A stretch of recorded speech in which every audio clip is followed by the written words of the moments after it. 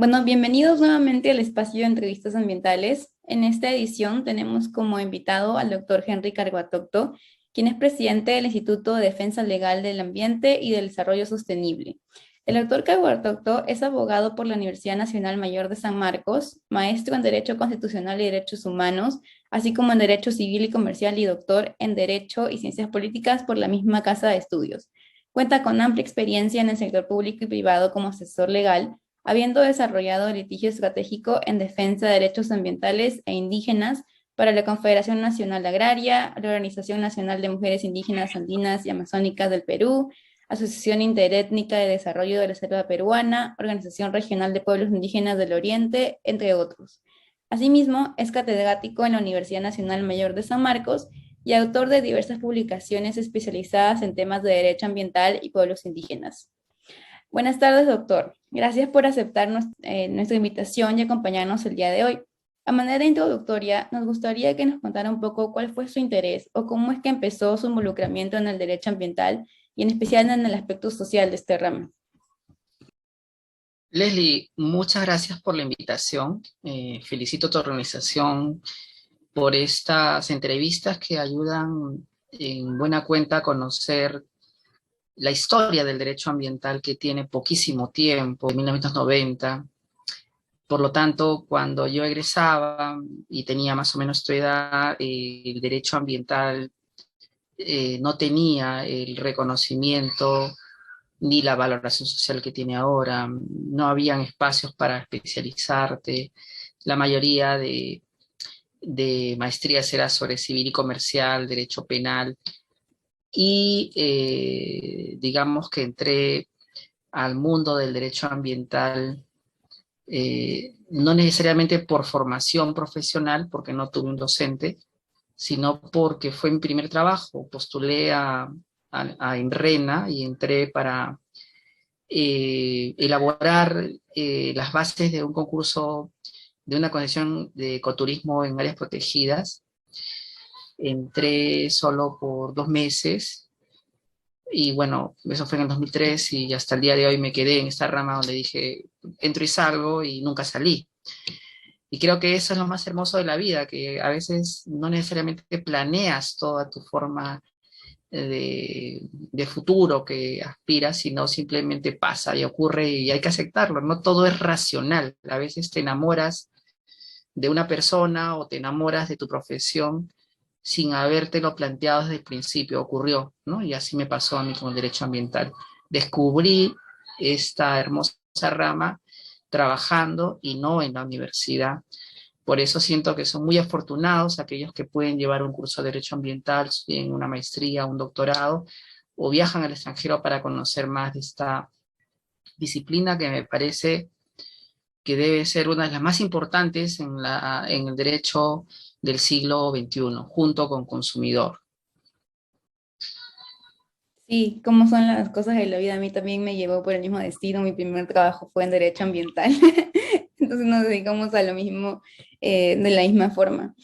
Ah, gracias, doctor, por compartir su experiencia. Y bueno, ya ahora sí entrando más a detalle, quisiera hacerle algunas preguntas relacionadas a la consulta previa.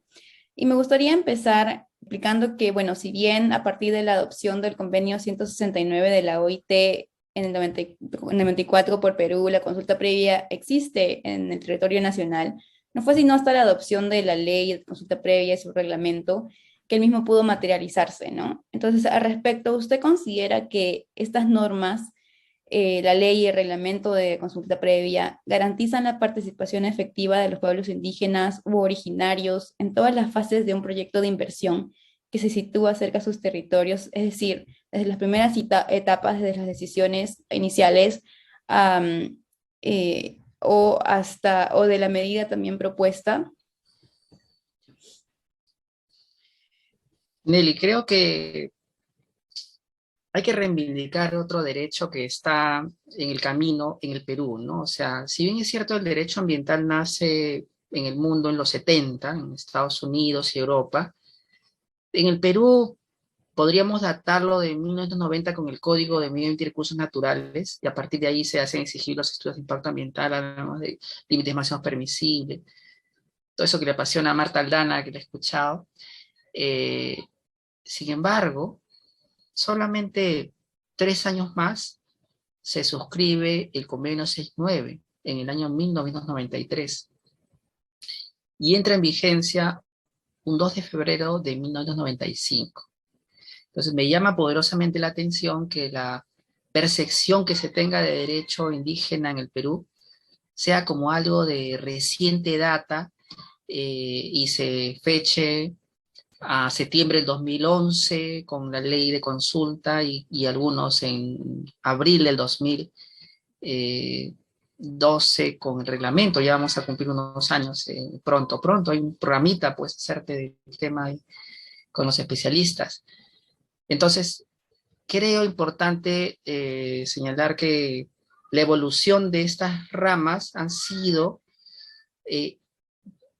independientes y que el momento en el que se han de alguna manera juntado, intersectado, dialogado, es en el momento en que se exige la consulta previa y se efectiviza. Ese es el momento donde podemos hablar, y aquí Leslie, te reto que podamos hablar ya de un derecho ambiental indígena, o un derecho ambiental con un enfoque de interculturalidad, si quieres verlo desde el ámbito europeo, norteamericano, porque ya no es el derecho ambiental que nace en los 70 en Europa, ni es todo el tema de cambio climático que se lucha en Europa con Viernes por el Futuro, por ejemplo, o Greenpeace. No, este es otro derecho ambiental que es muy regional, muy autóctono de Perú, Ecuador, Bolivia, Chile, Brasil, Colombia, y hay que reconocerlo, así como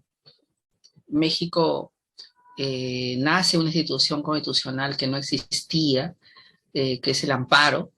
Yo creo que podemos estar hablando tranquilamente que en el Perú nace un derecho ambiental indígena que da lugar a un camino distinto para encontrarnos con lo que en los 70 se denominaba derechos de la naturaleza, como el derecho del árbol a ser protegido, del río, del bosque, o cómo llegan los europeos a ese camino.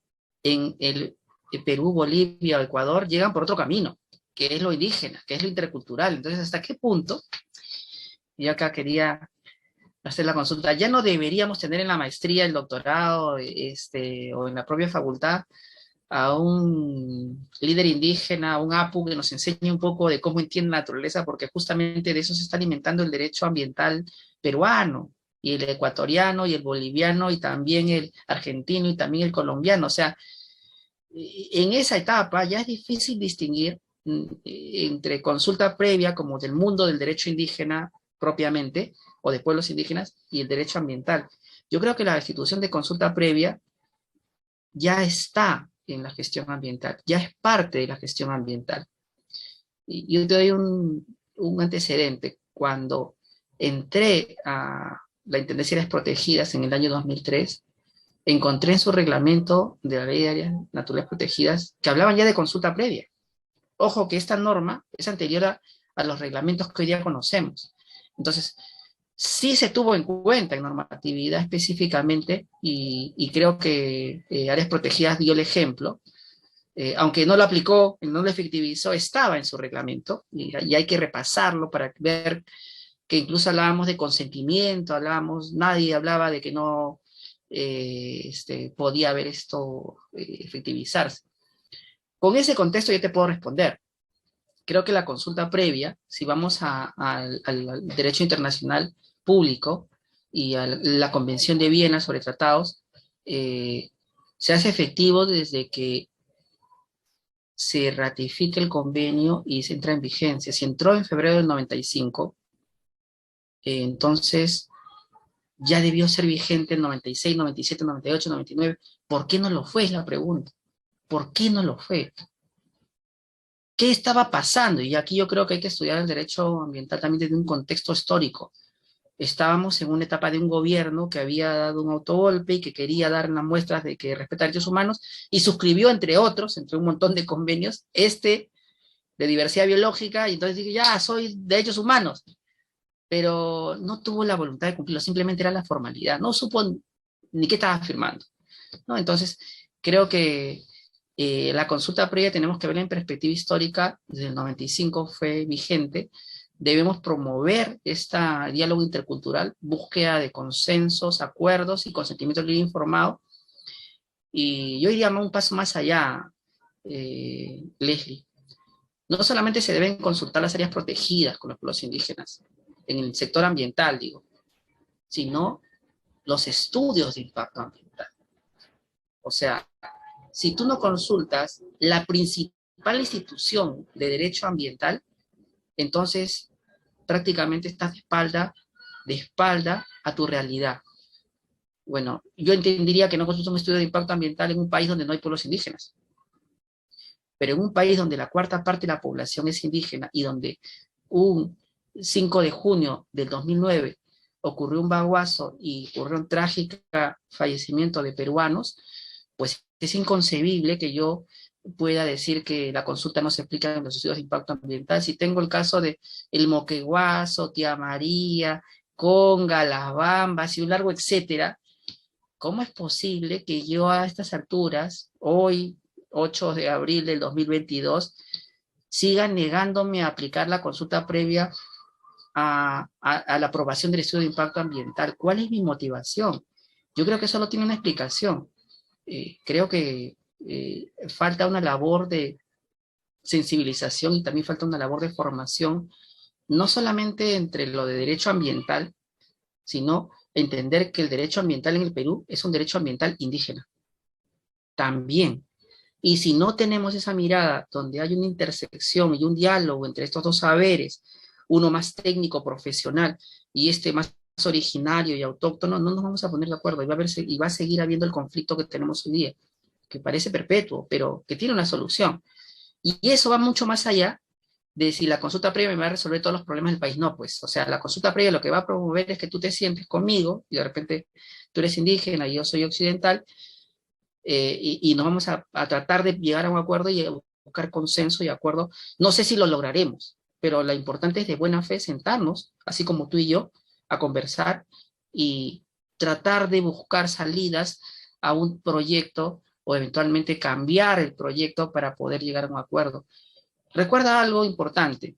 La Constitución dice que el ser humano es el fin supremo del Estado. También incluye a los indígenas, no solamente a las personas que quieren el proyecto.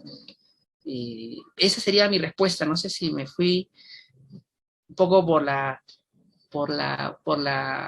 lateral, pero a ver, dígame si estoy satisfecho, si no, acoto.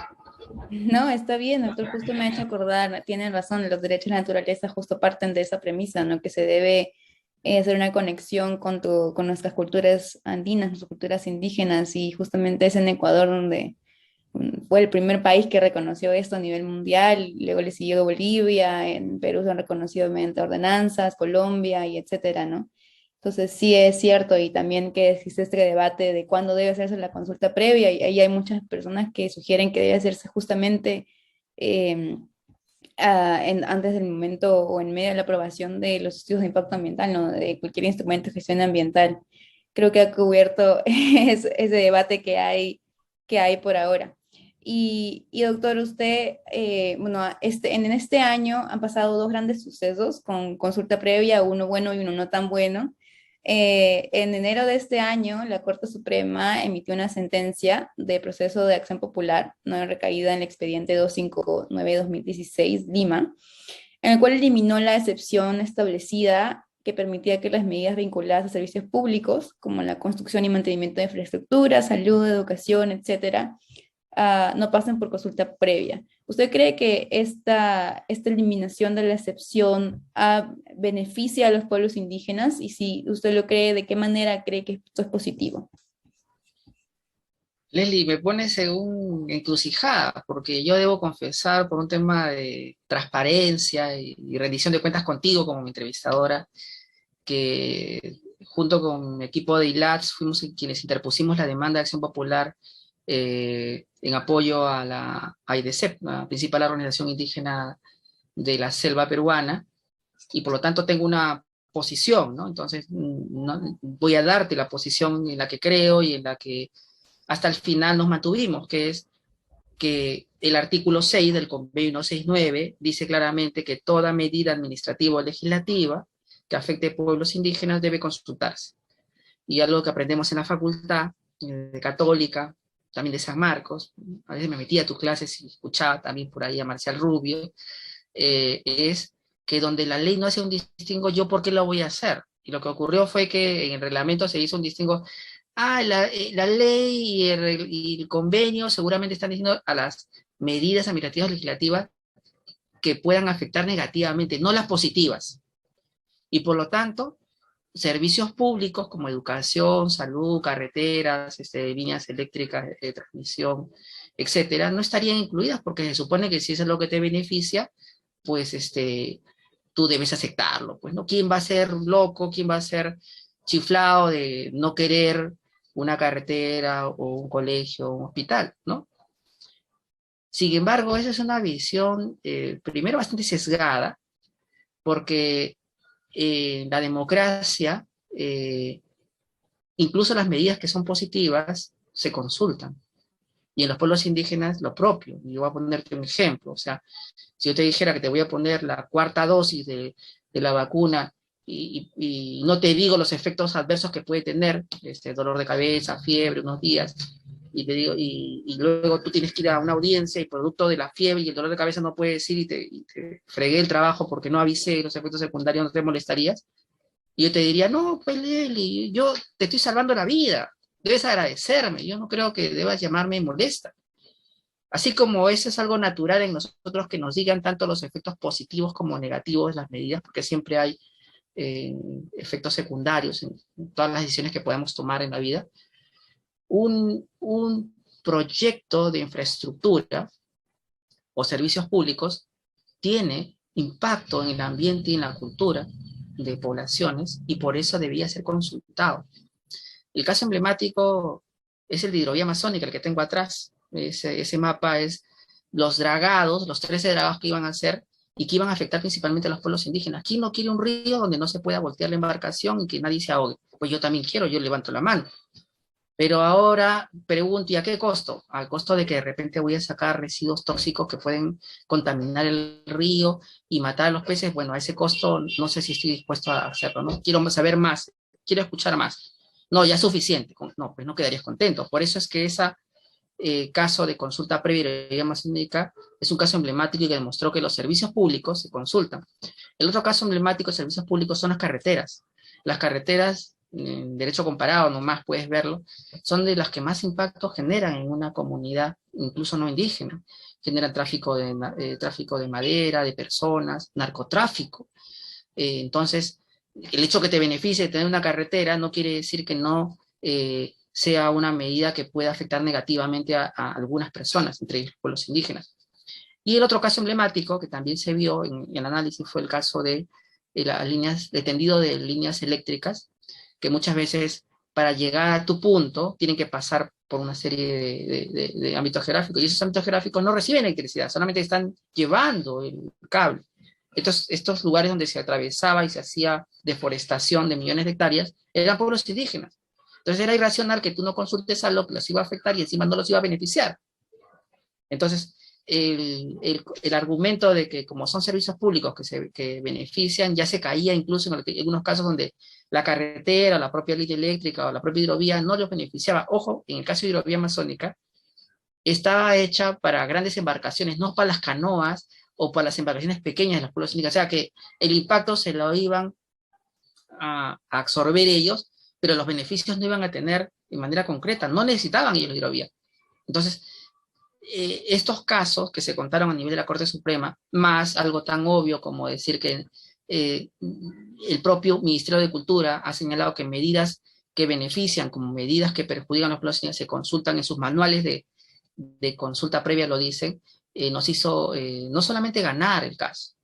Yo creo que hay que rescatar que el caso se ganó con un equipo de personas importantes para nosotros como instituto, como es Lilian Delgadillo, Amparo Córdoba, Bianco Centeno, Lizardo, y tantos otros que nos apoyaron en el camino, pero que digamos, fuimos por cobre y salimos por oro, te voy a ser honesto, porque no solamente conseguimos expulsar esta norma reglamentaria, sino que la Corte Suprema se dio cuenta que esto era una aberración lo que había pasado y tenía que asegurar las condiciones para que no vuelva a pasar nunca.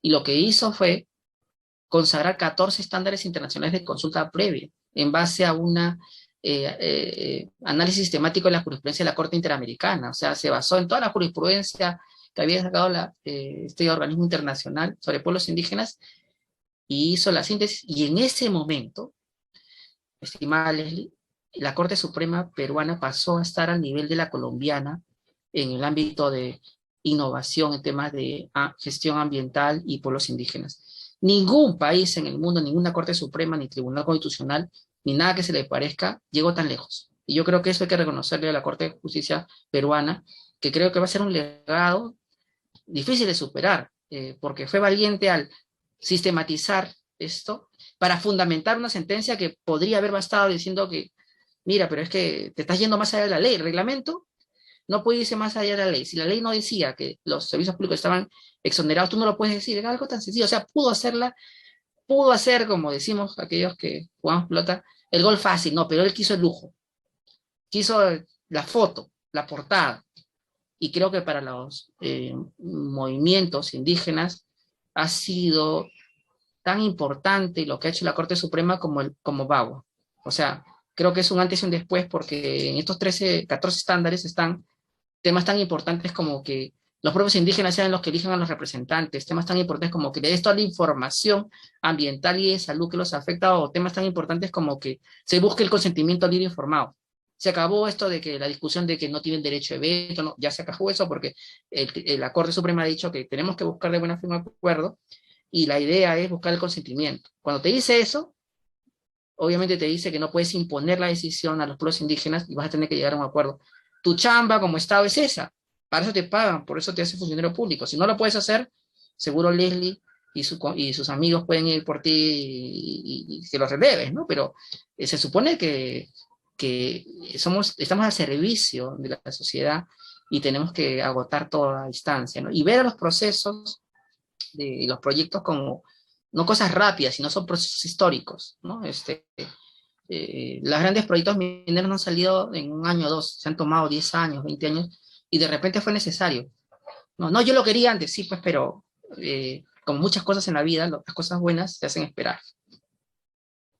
Sí, qué importante lo que dice y qué importante también que la Corte Suprema haya fallado de esta manera, ¿no? Y que haya sentado estos principios, que los haya reconocido.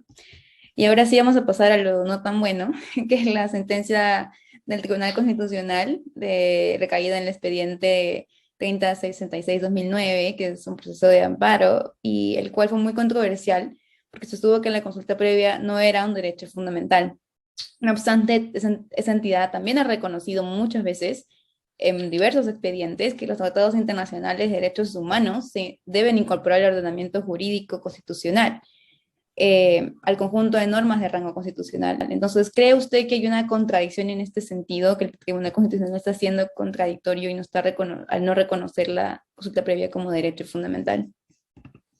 Reconocer que el positivismo jurídico, como lo conocemos, ha sido vencido por el realismo jurídico, en el sentido de que al final, en última instancia, nos pese o no, el que hace el derecho en realidad es el juez. Y si un día el juez no te quiere reconocer el derecho constitucional de consulta previa, como vemos, lo puede hacer. Ya luego nos vamos a la Corte Interamericana y esta le enmienda la plana, como lo ha hecho en el caso de Fujimori. Pero independientemente de eso, también yo veo la otra cara de la moneda, así como puedes hacer obras de arte como los 14 estándares y la Corte Suprema, también pueden ocurrir cosas como las que tú me comentas. Y yo creo que este es producto de dos cosas. Lo primero, hay que contextualizar, creo que el derecho está en un momento histórico interesante en el Perú, como es, estamos en un estado de emergencia sanitaria cuando se dio esa sentencia, estamos en un momento de crisis política y estamos en un momento de reactivación económica. Y en ese contexto, los miembros del Tribunal Constitucional, estos que votaron a favor, no vieron el derecho humano, no vieron en realidad lo que era acorde con el derecho internacional público, la convención de tratados, que ningún Estado puede eludir sus obligaciones internacionales. No le interesó eso, lo que ellos su mente estaba, su foco de atención estaba, ¿cómo hago reactivación económica? Mediante la exoneración, el apartamiento, saltarme la consulta previa para hacerlo más rápido. Y creo que su salida también revela algo, que no hemos entendido completamente lo que significa ser un demócrata. La democracia no es el gobierno de las mayorías, ya Tocqueville lo decía, la democracia en América, sino justamente es un gobierno donde todos y todas, incluso las minorías, seamos respetados en nuestros derechos. Porque así como los pueblos indígenas un día se les desconoce su derecho constitucional a la consulta previa, tú o yo queríamos uno que nos desconozca un día nuestro derecho a ejercer la profesión de abogado o de docente, porque de pronto somos críticos con relación a un gobierno de turno o decimos algo que no le gustó a alguien, sería algo admisible. No, creo que hay que verlo en contexto y el impacto que va a generar y que generó, y yo creo que hay que ver en perspectiva, este apartamiento del Tribunal Constitucional, porque luego de esta, digamos, inconstitucional decisión, hay que decir que esto genera esta conducta de los magistrados, al ser tan evidente, me parece que genera un supuesto de infracción constitucional, porque puedes ser todo lo magistrado que quieras, pero no me puedes decir que el derecho constitucional de consulta previa no lo es, ni es un derecho humano, y que los tratados de derechos humanos no forman parte de la Constitución. O sea, decir eso es contravenir la propia Constitución. ¿Y dónde está escrito que los magistrados del Tribunal Constitucional no pueden contravenir con sus actos y no incurrir en infracciones constitucionales? De hecho, Eloy Espinosa hace unos años fue procesado por infracción constitucional, por menos, ¿ah? Esto es sumamente grave. El control parlamentario hizo su trabajo cuando vio esto. Yo creo que hay que ver en pared. No hizo su trabajo, lo dejó pasar, ¿no? Nadie lo... Entonces, esto nos da lugar a descubrir que no tenemos un Estado que tenga un enfoque de interculturalidad y que hace falta repensar las estructuras democráticas. El Tribunal Constitucional no refleja ni representa a los pueblos indígenas y el punto de quiebre es esta sentencia, pero tampoco el Congreso, que debió hacer un control ahí, como otras veces lo hace. Tampoco lo refleja. Entonces, no es solo la sentencia, sino tenemos que buscar una representación parlamentaria en el Tribunal Constitucional o una cuota indígena en el Tribunal Constitucional. Recuerda que en Bolivia, por ejemplo, hay un tribunal que tiene una pluralidad cultural, ¿no? Bueno, pero no funciona, es otra cosa. Es como que yo no sepa conducir un auto, pero el auto es un Ferrari. O sea, ¿el Ferrari tiene la culpa que yo no sepa conducir? No, yo soy malo manejando, pero el Ferrari no tiene la culpa. Igual, tenemos que crear una estructura de tribunal constitucional que sea intercultural. La Constitución no lo es completamente. Entonces creo que por allí va la salida y yo quiero que veas algo, mi estimada Leslie. Cuando da esa consulta, esa sentencia de desconocimiento de consulta previa, dijimos con Amparo Córdoba, del Instituto de Defensa Legal de la Amnistía Sostenible, en un artículo, que eso deberíamos mirarlo como un atentado contra los derechos humanos. Nadie nos hizo caso. Nadie dijo, los indígenas, los indígenas. Luego de eso, vino la sentencia del Tribunal Constitucional que desconocía la implementación de un fallo de la Corte Interamericana sobre el caso de indulto. Ahí todo el mundo saltó. No, eso no se puede, y se fueron a la Corte, y yo estoy de acuerdo con lo que ha dicho la Corte, ha dicho que no se puede implementar ese fallo porque contraviene lo dicho por la Corte Interamericana en cumplimiento de una sentencia, ¿sí? Pero mi pregunta acá es, parece que tenemos un doble rasero, ¿no? Porque hay una especie de, cuando es derecho humano en general, de todos nos sentimos tocados. Esto no puede pasar, un delito de lesa humanidad no puede ser indultado, todos de acuerdo. Pero una consulta previa, eso sí, ¿por qué no hay esa misma reacción? Eso también me pregunto. Entonces yo creo que el modelo político, la estructura estatal, necesita corregirse. Y no solo eso, si el Estado como tal, como Parlamento y como Tribunal Constitucional, le falta el enfoque intercultural, no debe sorprender que SENACE tampoco tenga enfoque intercultural. No debe sorprender que OEFA no tenga enfoque intercultural. No debe sorprender que CERNAP no tenga enfoque intercultural. Entonces, creo que el modelo de democracia que tenemos, gracias, señores magistrados que fallaron, se ha puesto en tela de juicio. porque el máximo intérprete ha caído, y cuando cae ese máximo intérprete, es el obituario de una democracia que tiene que ser recalibrado intercultural. Y yo te voy a cerrar esto con una aseveración que hice y ahora te hago como un punto de quiebre. Hace unos años, cuando ocurrió el peritaje ambiental del caso de Conga y el caso de Tía María, lo que ocurrió, yo dije y lo escribí, este es el obituario del Sistema Nacional de Evaluación de Impacto Ambiental y ya nunca más lo que conocimos va a poder continuar. Y luego de eso nace SENACE. Obviamente, si ya se había quebrado la institucionalidad indígena, ambiental, perdón, porque había un tercero que dirimía si el estudio de impacto ambiental estaba o no bien aprobado, tenía que haber una institución independiente, autónoma, del que promueve la concesión y aprueba el estudio de impacto ambiental, que lo haga. Y yo creo que, así como en ese momento era claro eso, que iba a ocurrir y ocurrió, creo que en este momento es claro que lo que viene, el siguiente paso es, necesitamos una institucionalidad que tenga, estatal, un enfoque de interculturalidad. Entonces, más que discutir sobre si la sentencia es buena o mala, tenemos que discutir sobre si nuestra democracia es reflejo de las demandas sociales que hoy día tenemos. Esa es, mira a los agricultores en la calle, mira a los pueblos indígenas protestando, mira a las calles por qué protestan, y cuando tú les preguntas, todos protestan por cosas diferentes. ¿Es el Parlamento y el Tribunal Constitucional y la institucionalidad que tenemos? Yo creo que no. Yo creo que en el fondo, y ya cierro con eso mi intervención, como en Estados Unidos, el derecho ambiental fue una consecuencia de la lucha por los derechos civiles de aquellos que eran los más vulnerables. Por eso hablan de racismo ambiental, algunos dogmáticos. Yo acá también hago lo mismo. Yo creo que aquí hay el tema de los pueblos indígenas y el tema de lo rural, lo provinciano, es el catalizador de la institucionalidad ambiental, como la conocemos. Nos guste o no, eso va a ocurrir, ¿no? O sea, quizás no ocurre mañana pasado, pero no sé, mi estimada Leslie, en 10 años veámonos las caras y veamos qué pasó, porque creo que lamentablemente, así como cuando hubo un discurso del perro hortelano de Alan García que quebró el status quo de los pueblos indígenas, que fue la gota que derramó el vaso para que ellos hicieran luego lo del baguazo. En el fondo, el proceso histórico pasa por un presidente rompiendo las reglas de juego conocidas de respeto recíproco a estos pueblos. Hoy día lo que hace el tribunal es deslegitimarse, deslegitimarse. Y la única forma de volverlo legítimo es que en esos miembros del tribunal que están allí eligiéndose en el tribunal haya, aunque sea alguien que sea indígena, o que le devuelva la dignidad al tribunal colonial. Si no ocurre eso, y menos se procesa a aquellos que han infringido la Constitución abiertamente, pues el conflicto va a estar en ciernes. Y vamos a ir a un lugar donde no queremos estar, que es en el que estamos hoy día todavía, ¿no?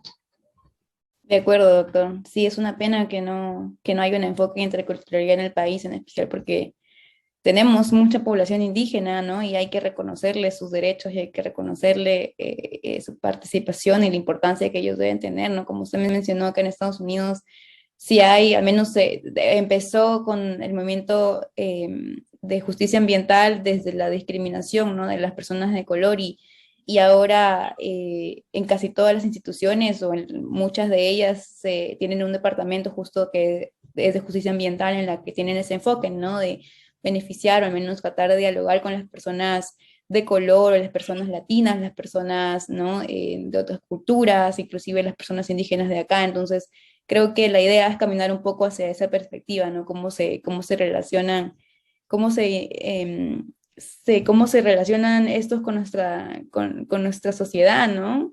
La importancia de reconocerlos. Bueno, doctor, gracias por brindarnos esta entrevista tan interesante y que tenga una muy buena semana, que todo le vaya bien y nada, a todos los que nos están viendo, los invitamos a seguirnos y a estar atentos a la próxima edición de entrevistas ambientales. Gracias.